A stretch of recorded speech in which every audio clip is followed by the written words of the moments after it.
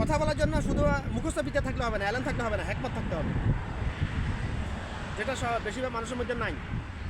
এই জন্যই বেশিরভাগ আলেম নামে জাহেলরা ধর্মের ব্যবসায়ী। অনেক আলেমের কাজ আর অনেক মুখস্থ বিদ্যা আছে কিন্তু কথা বলতে পারে না। এই জন্য বাংলাদেশে দিন কায়েম হইতেছে না। দিন কায়েম করার জন্য, দিন প্রচার করার জন্য শুধু এলেম যথেষ্ট না, হেকমত থাকা লাগবে। হেকমতের পাওয়ার অনেক। পৃথিবীর যত নবী রাসূল আসছে সকলকে আল্লাহ পাক হেকমত দিয়ে পাঠিয়েছেন দুনিয়াতে।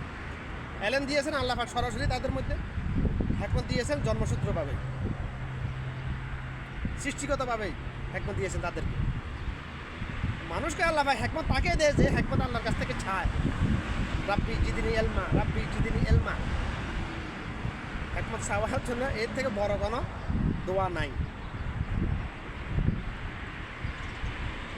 এটার অর্থ আমরা এতটুকু জানেন, আল্লাহ তুমি আমাকে এলেন দাও না, এটার অর্থ অনেক ব্যয়বহুল।